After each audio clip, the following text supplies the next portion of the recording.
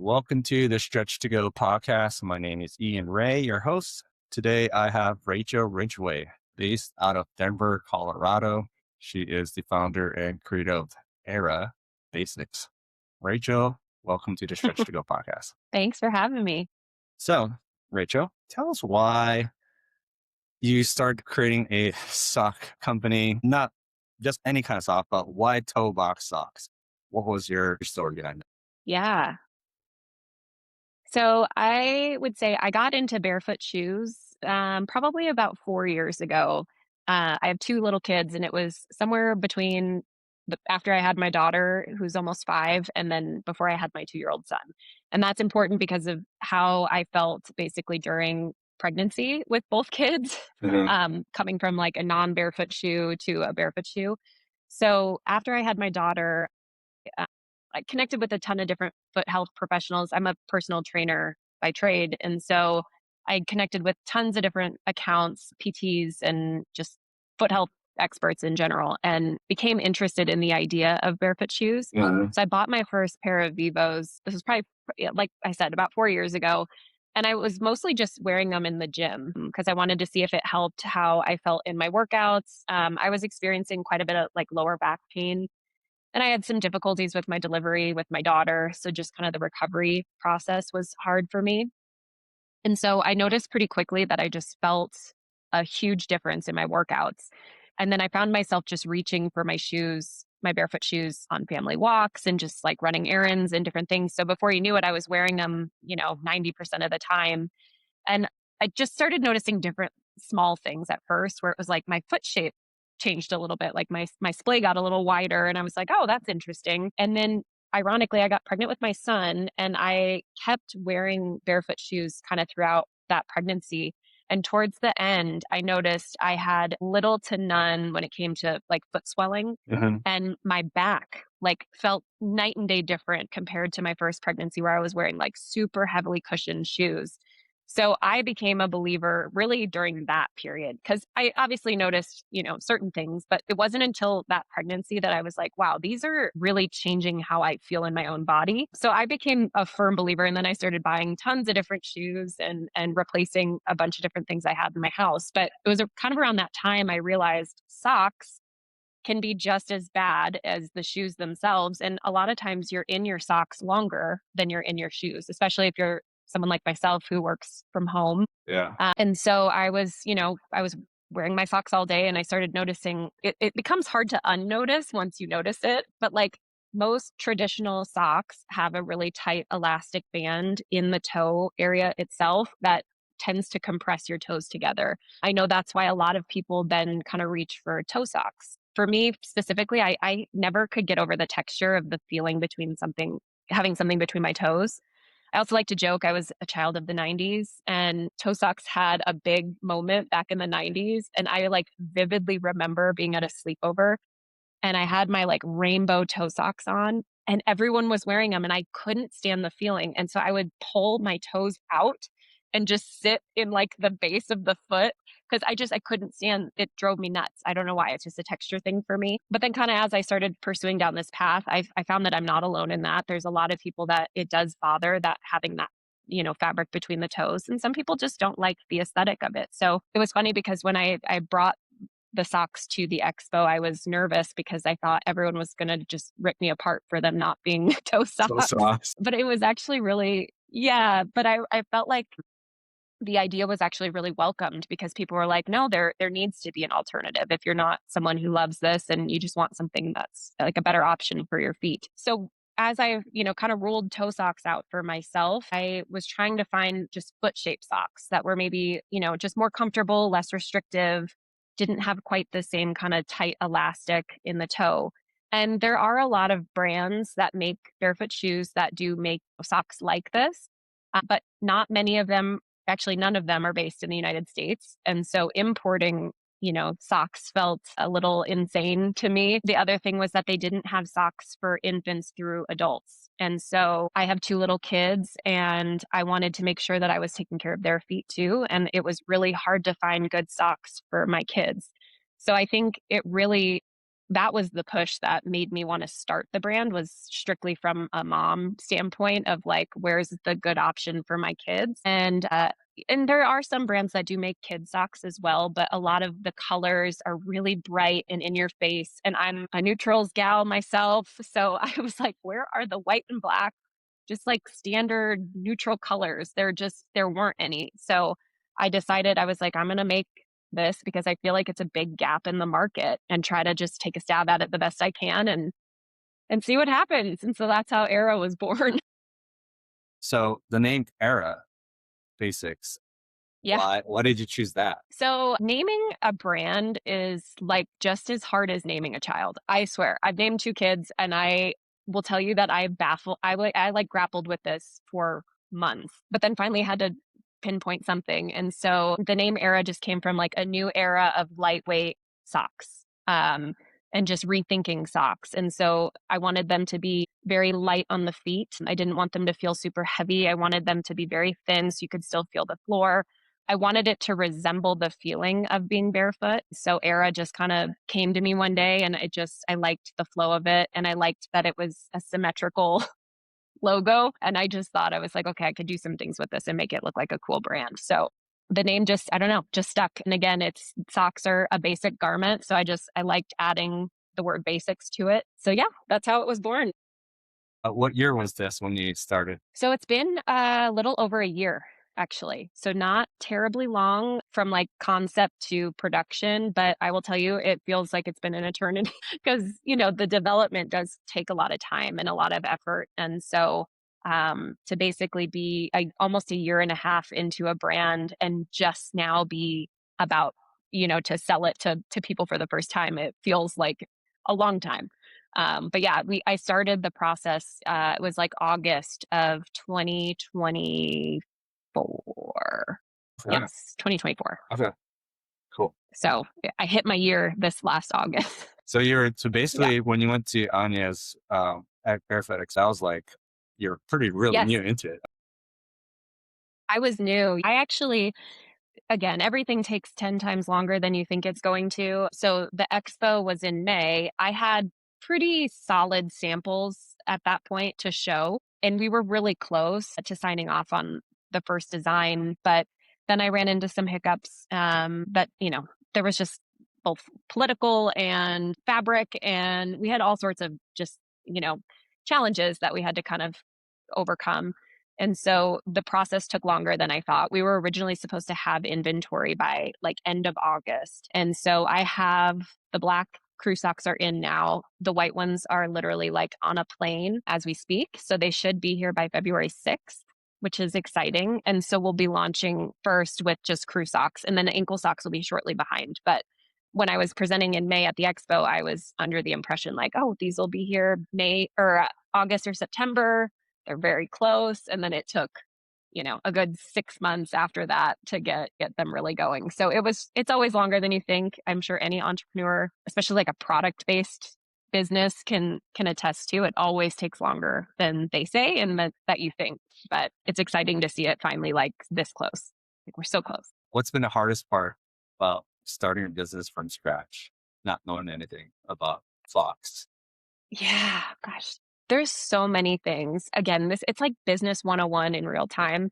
So I think, learning all the things that one you need to have in order to even like approach a factory. Like you've got to have your tech pack, you have to have all the measurements, you have to have the design ready to go. I thought like naming the brand was hard, but then you have to do the logo and the design, and you have to come up with all the sizing, especially for us because it's infant through adult brand. So it's not just coming up with a few adult sizes and being like, okay, we're good to go. I mean, I'm making infant socks with silicone grips. So it's the full span of the foot, and it takes a lot of trial and error, especially when you're making a design that isn't really out there. So what I learned is that the way that the machines are built to make socks, it's not really intuitive, I guess, for a design like this. Like there's a reason that socks are shaped like tubes. It's because it's easier to make something that's symmetrical. So when you try to make something that's more of an anatomical shape, it's pretty challenging. I actually have, so one of the first prototypes, I guess, if you will, was this shape. And so this was actually one of the ones I had I might have had this one on the table at the expo. I can't really remember because it was so long ago now, but you'll see here. So it might be kind of hard to see on the black, but the seam is kind of down here. Okay. So it gives this illusion of a nice wide box. And this is how a lot of the socks that already existed were shaped. They were shaped very similarly. So the seam is much lower and it kind of gives the illusion to this like very wide toe box. The issue I had with this design is you'll see it kind of makes for this very harsh line on the outer toes. And so when we were going through the design process, every pair I tried, because I would do the foot outline when I get a new pair of socks, I would try it on into my barefoot outline to make sure that it wasn't causing any restriction on my toes. And these designs always on the fourth toe would shove it in a little bit. And so I could not get over that feeling. It drove me nuts. So then I went back to the drawing board, and this, it's kind of hard to see on the white. It's easier actually to see once you get them in person, but there's a little panel right underneath the seam, and it's easier to see on the white versus the black. But you'll see that the seam line, we actually moved it up, but it makes for a much wider top. And so if you compare that to, I'll just set these on top because these are both smalls. If you compare that to what we originally had designed, you'll see that on the outer toes, you get all this extra space. And so while it gives the illusion of a bigger toe box, it doesn't actually give more room in the toe box. I struggled with this decision because, again, a lot of the socks that are out there now that are kind of phrased as wide toe box socks have this dropped seam. But I kind of forced myself to think a little critically here because, again, there was a reason I didn't like those socks, and that they weren't the perfect fit for at least my foot. And so by moving the seam line up, we were actually able to create more space. I found it to be a much more comfortable fit and still obviously allows for a very stretchy sock. So there's no actual elastic in the toe. It's called auto toe close. So the seam just is sewn together. So it does allow your foot to take its natural shape. Hmm.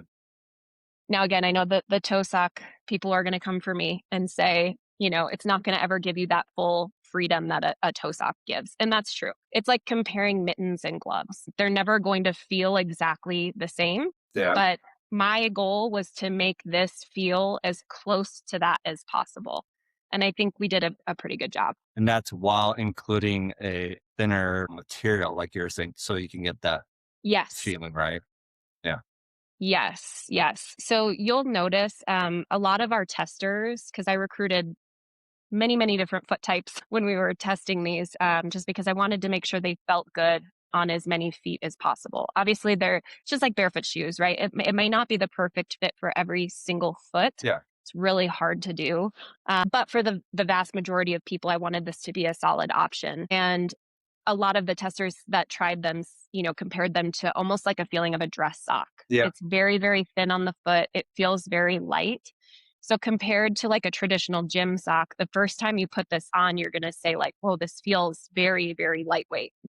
But the goal was to make sure that there wasn't so much fabric that it was like suffocating your feet, because that, again, is most traditional gym socks.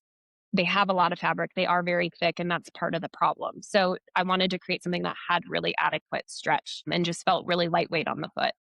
Sure. Cause like, I think like, like Nike socks, like your curved socks, like they have that Yeah. thicker padding in the heel, the forefoot area. Yep. So it feels nice and cushiony in your cushioned shoes. And I think Yep.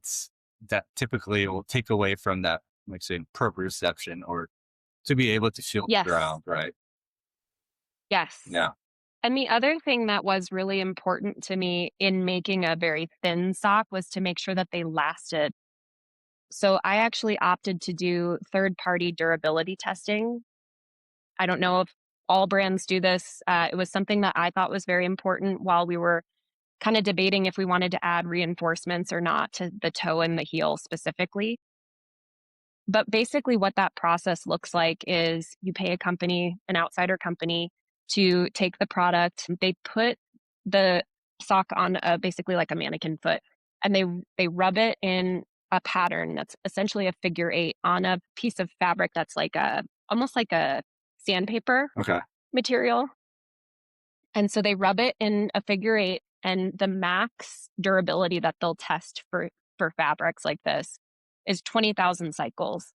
So if you pass through 20,000 cycles of abrasion resistance, it's considered a really high quality, high abrasion resistant fabric. And we passed every test with all of our socks with no holes or sign of wear after 20,000 cycles. So to me, that was really important because again, I can't control the foot it's on. Yeah. So if you're not, if you're not taking care of your feet and you've got some, you know, big calluses and things, I can't control that. But what I can control is, when you're walking on the surface, obviously that's counting as abrasion to the sock. And a lot of heavy cotton fiber fabrics, especially socks, they tend to wear out pretty quickly, especially in the heel and the toe. And that comes from, again, that abrasion, that constant repetitive walking motion. And so I wanted to create something that was going to last, that you didn't have to replace it so often, because that's one of my biggest complaints with socks. Um, so it was one of those things that for me, I thought it was important to add and to pay for, honestly, just because I wanted to make sure that they were durable. Have you always been that type of meticulous, that T type of personality? It seems like what I mean, which it should be, Yes, if you're paying if you're paying a lot into the brand money. and yeah, and of course time, like you want to Yes, make sure you're crossing the I's and T's. It's something that yes. you're not I familiar with, so I understand that. Yeah. And it's, I mean, I'm not a textiles person. I didn't go to school for this. This is not like, it's something that came, I think, out of a need of a product. And so I'm like teaching myself as I go. And thankfully, the factory I partnered with, they've been incredible. They've been so patient with me. I think on the Black Cruise, I mean, obviously, I showed you this specific design that has changed quite a bit. We tested different fabric blends, we tested different shapes. I actually made a reel on my Instagram page that showed some of the early models and some of the issues that we had. So it's been a journey. It has not been easy to create this like final product that I'm going live with, but they've been so patient with me and just understanding the idea and the concept and just really letting me take my time to make sure it's exactly what I wanted before putting it out to market, which is huge. It's hard to find partners that give you that kind of patience, especially for someone type A like myself. How hard was it to find? I guess how hard was it to find a factory or a partner Mm, to partner with to make this? Like, what was it? Did you have to go to the factory and to with the owners and or to yeah, go all through a it was prototypes? hard. It was hard. So you obviously you have to have a tech pack ready to go. So whenever you're creating any product, you can't just like, you have to show up with measurements and everything exactly as the factory would need it to take it and create it. And so the issue we ran into, or I ran into, I guess, was trying to find the right fit for the product type and people who understood the vision of it, I guess. So I did try, we talked to a couple different factories in China, Vietnam. I ended up landing on India. And so it's challenging, especially the landscape of the United States. When I was searching for the factory, was when tariffs were all over the board. And so that played a heavy role in what I ended up going with because at that point, China, I think it was like 145% tariff.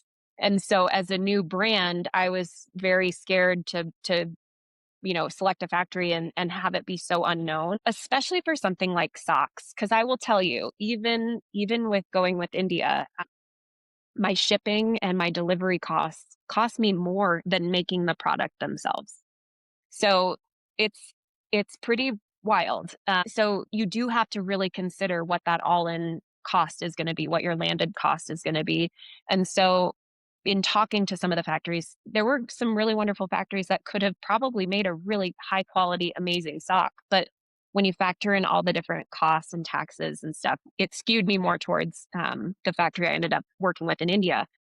But then you land on a region, and then we spoke with gosh, 3 or 4 different factories in India, and then they have to have the right equipment to create the product that I'm trying to create because the machines are different, their capabilities are different. And so what I required and the needle count I wanted, it kind of narrowed the process down for me, if you will. There was a wonderful factory that I worked with. They were smaller, but their minimums were a lot higher. They made a really beautiful sock. It was amazing quality, but the problem was they didn't have the technology to make the anatomical shape. So they could create a really stretchy tube sock, but they couldn't make the foot shape that I wanted. And so even though they were wonderful and I loved the team, I just was like, this isn't the vision I have for the brand, and it just didn't work long term. So then I ended up selecting this factory that we're working with now, and they work with some really high reputable brands. I'm not going to say on here obviously, but it was helpful in the decision because at that scale, they're able to produce a really high quality, consistent product. And I think that's really important when you're selecting a factory because you want to make sure that, we're making 2,000 pairs a SKU, and you got to make sure that it's consistent, good quality, reliable output, which is tricky when you're doing this for the first time. Yeah, I've noticed a lot, the many brands I'm interviewing and talking to, like India has Yeah. very great quality barefoot shoes that they have Yes. come out of, and they're, the Yes. craftsmanship, the artisan. So it's something I'm learning through you guys, through my Yeah. guests, is like, where all the products are being made and the process of going through it. So like I Yeah. can't imagine the fact like you have to go to the factory, you're learning about it, you learn the process. And Yep. yeah, I mean it does take time. And I think you probably did, land on the perfect one for you right now at this time of the brand. Yeah. So Exactly. And you also have to consider like the growth aspect too. I mean, obviously, you don't know when you're launching a product what consumer demand is going to look like, but like selecting a factory that's able to keep up with output should it increase. That's also a big thing to consider. So it's just there's a lot of factors and access to materials. One thing that's really great about India is all their cotton is local.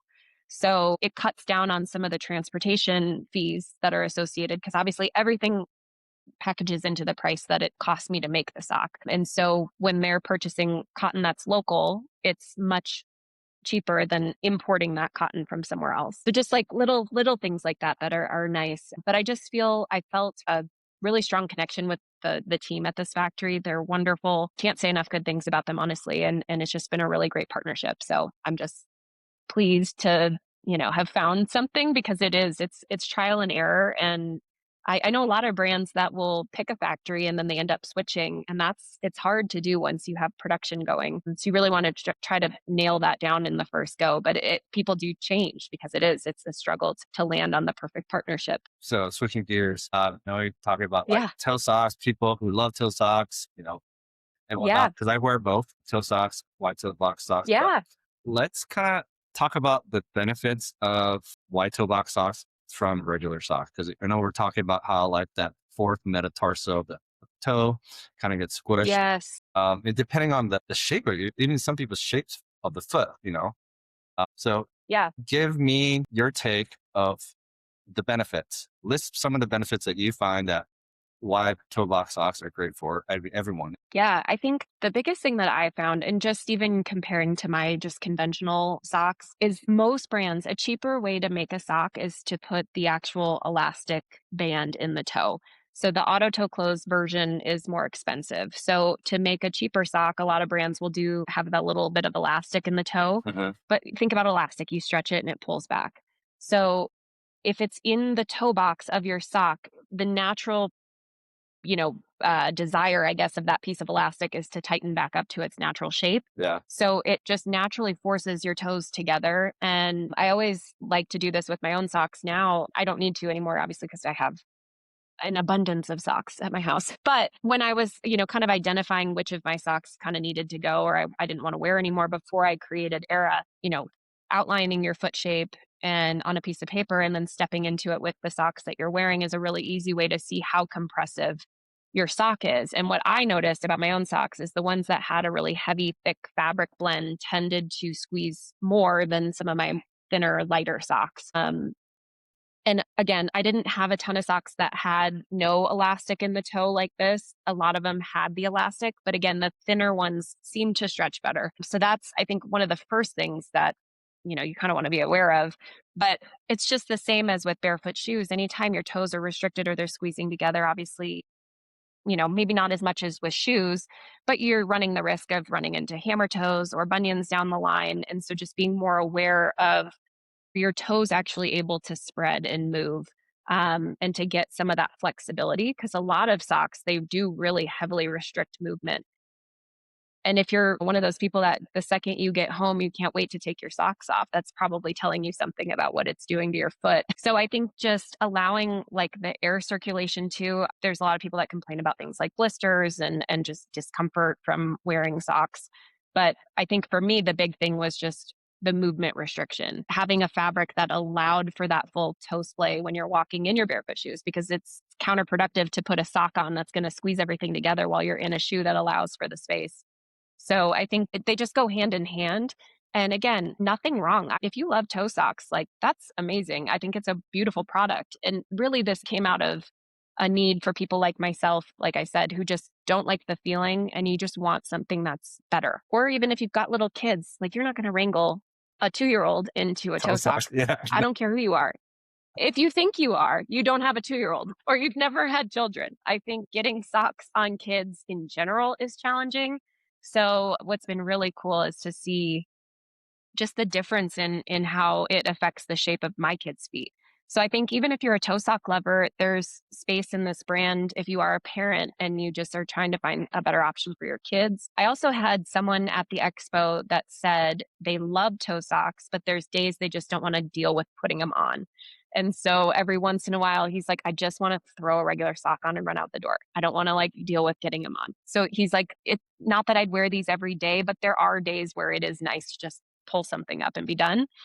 And then a lot of spouses. So it was like, I love toe socks, but my wife hates them or my husband Yeah. hates them. And so I think it's just finding an option that's better for your foot and gives more of that freedom. If you're not a fan of toe socks or it's just not suitable for someone in your family, I guess is kind of how I would think about these. No, that is so true. Yeah, I would definitely put these socks on my kids rather than put on toe socks. Yes, And I don't know. I don't know of any brand that has kids toe socks. Like, I don't think that's a common thing. I don't know. Yeah. I think you can buy some on Amazon. Like, I think there are some ways to buy them. Uh-huh. But again, if you think you're going to wrangle your toddler into toe socks, then God bless you. I have 2 kids and they are feral and they would never allow me to put them on, like even gloves. I'm like, if it's not a mitten, it's not going on. It just, you can't. So kids are challenging. And so obviously if older kids, if they love toe socks, then great. Then there's an option. But if you've got young ones and you're trying to find something that's, not going to squeeze their tiny little feet, then these will be a good option, hopefully for you. So And then, of course, another thing, like you're talking about, like some spouses, they might not be on the same thought process as far as like foot health and whatnot. yeah, So like this is a gentler way for helping them transition unknowingly, obviously, yes, yes, and then yes, this kind of gives them, like you said, the benefits of barefoot shoes without making it inconspicuous. Like, oh, here, yes, wear some toe socks. No, here's some sock that's going to give you those yes, benefits that you are trying to promote, and that's such a beautiful thing because it's accessible, yes. it's easy, and it's not going to create that barrier for people to get into Break the say, bank. yeah, Yes. Yeah, I always say it's a lower barrier to entry because a sock is much more approachable than a shoe for most people, especially these because, I don't want them to be astronomically overpriced like a lot of socks are. So, I want them to be affordable. I want them to be accessible. I want them to be something that can replace your just everyday run of the mill gym sock or just the sock that you're wearing underneath your sneakers every day. That was kind of my vision with this first collection, at least, just kind of your everyday basic cotton sock. So that was kind of the vision behind this specific collection and just trying to hit like the everyday essential that most people are wearing, which now every time I'm at the gym, I'm like stalking people like, what socks are you wearing? What's the height? What color? It's like I find myself just like staring at everybody's socks now because I'm like, what are you wearing? What's the demand for a next collection? So it's comical. Actually, I never thought I'd be a sock maker, but here we are. you're an entrepreneur, so you have to be thinking like, okay, what's the market? What's Yes. so it makes sense. Yep. 100%.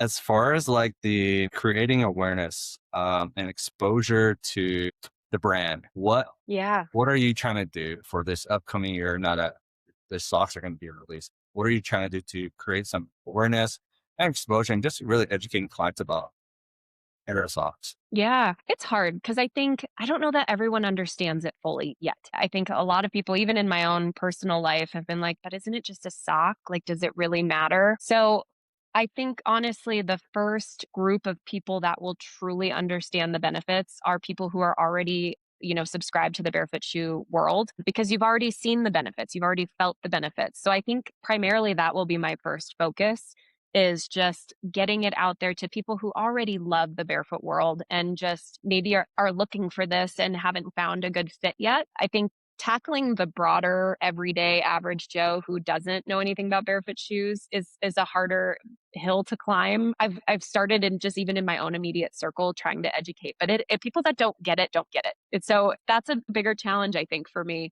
It's just kind of trying to educate on the importance of why you should even be thinking about your feet and why, traditional socks and shoes fall flat, like why you need to actually be thinking about what you're putting on your feet, 'cause it affects the entire kinetic chain. So I think my biggest hurdle as a brand is education and trying to just put it out there and get people to understand why they should care in the first place. Because the other hard part with socks is they're everywhere. Everyone makes socks. And so you can go to Walmart or Target and pick up a 12 pack for $7.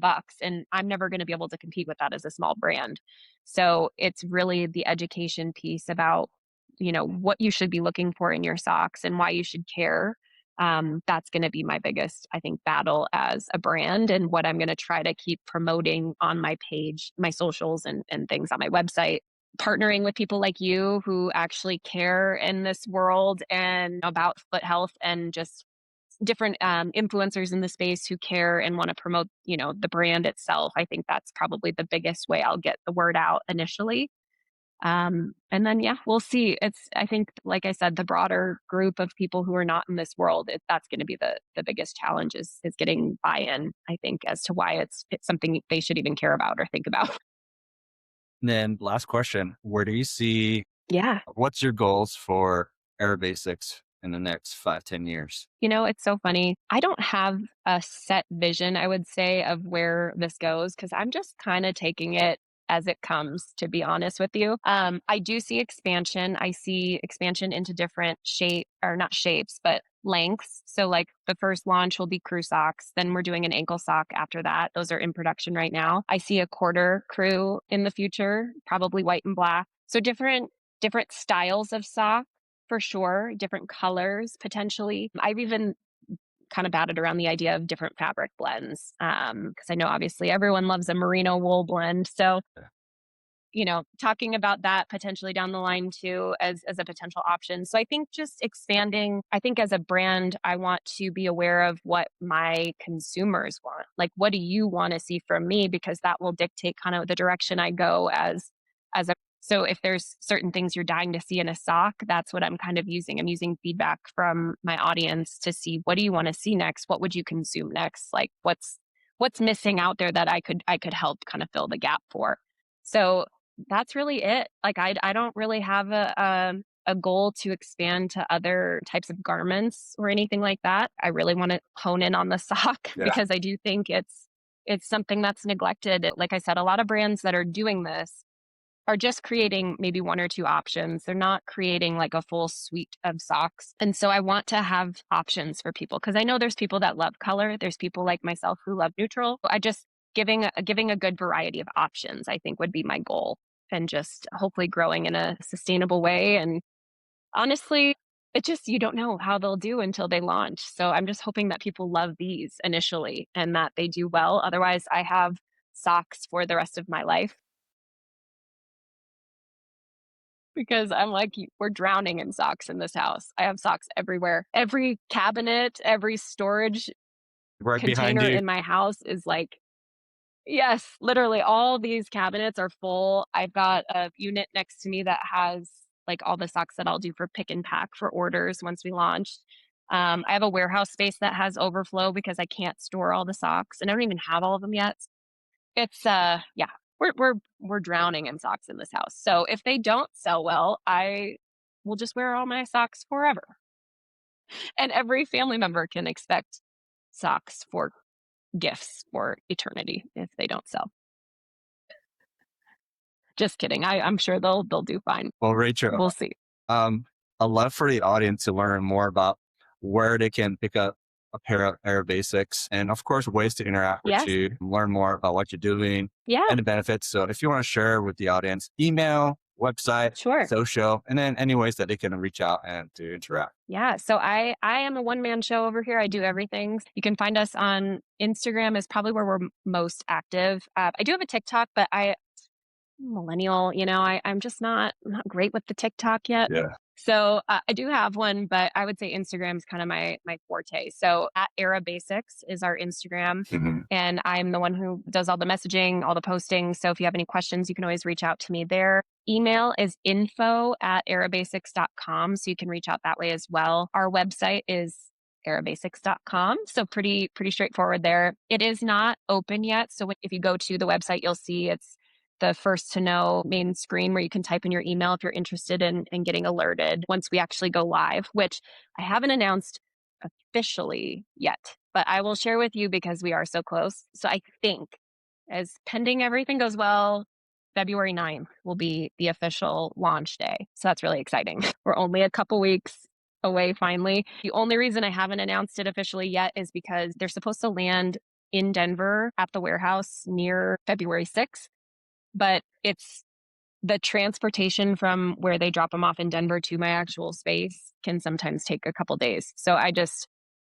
just waiting until I know for sure. Yeah. But February 9th is the tentative official launch, which is super exciting. Finally,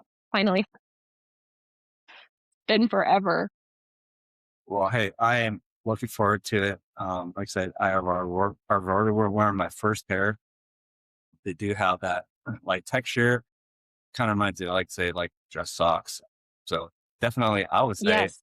I would love to see something where you could have some grips in the bottom. That'll be like the next thing, something towards the future, because that would be Yeah, I cool. would love to do some grips. But I think Absolutely. definitely, please go check out Air Basics. Of course, interact with Rachel and by your parents. So thanks, Rachel, for hopping on to the podcast. Thank you. Yeah. Thanks so much for having me. No problem.